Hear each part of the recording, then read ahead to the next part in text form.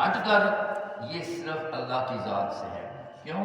وہ تو مسبب الاسباب ہے۔ دنیا ساری آپ میں کسی سے کوئی چیز لیتے ہیں تو ظاہر بات ہے کہ وہ اسباب کے درجے کے تحت ہے، وہ اللہ نے دیا ہوا ہے تو وہ آپ کو دے۔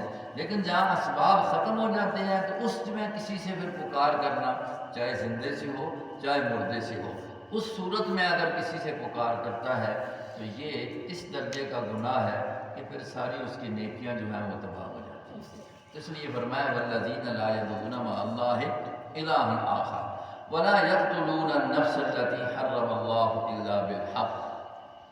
فرمایا اگلی صفت ان کی، جس طرح وہ غیر اللہ کو پکارتے نہیں اپنی پکاروں میں، اپنی عبادات میں، اسی طریقے سے وہ اپنے کسی نفس کو قتل بھی نہیں کرتے۔ انسانی قتل جو ہے یہ انتہائی جرم ہے، بہت اس کو گویا کہ شرک کے برابر ذکر کر دیا، ساتھ کر کے ذکر کر دیا۔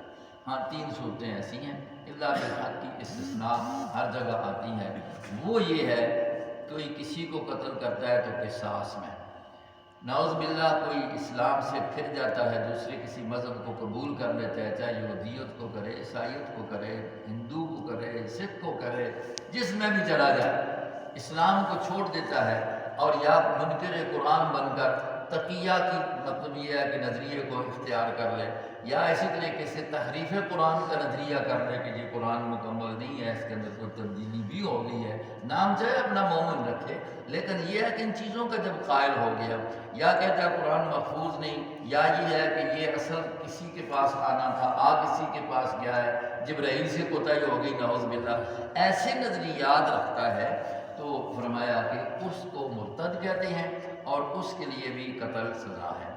اور تیسرے نمبر پر وہ شخص جو شادی شدہ ہے اور وہ بدکاری کرتا ہے، مرد ہو یا عورت ہو، تو اس کے لیے قتل ہے سنساری کی صورت میں یہ، لیکن تینوں صورتوں میں یہ قتل حکومت کرتی ہے، قصاص بھی حکومت کا کام ہے، ارتداد مرتد کو بھی قتل کرنا حکومت کا کام ہے، اور ایسے ہی جو شادی شدہ اگر زنا میں مبتلا ہو جاتا ہے ثبوت کے بعد، اس کا رجم بھی حکومت کرے گی۔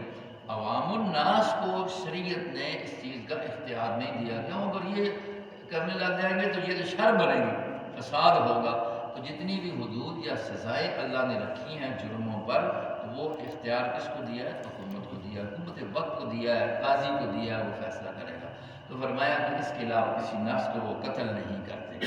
آج کل قتل کرنا مطلب یہ ہے کہ یہ تو مسئلہ ہی بنا ہوا، عام قتل و غارت ہو رہی ہے، کوئی کس صورت میں تو کس صورت میں، یہ تو وہ جہالیت کا طریقہ تھا جو آج چل پڑا ہے اور اسی طریقے سے ہو رہا ہے۔ اور اس کی ایک وجہ یہ بھی ہے کہ جب ملک میں اسلامی نظام نہیں، قصاص کا جو نظام جو نہیں ہے، تو پھر اس لیے لوگ پھر آپ ہی یہ کام کر دیتے ہیں، تو جس سے فساد بڑھ رہا ہے۔ امن کے لیے حدود کا اللہ رب العزت نے جو نظام بنایا ہے نا، وہ ضروری ہے۔ کسی ملک میں بھی اس وقت تک امن نہیں آ سکتا جس وقت تک نظام حدود کو قائم نہ کیا جائے۔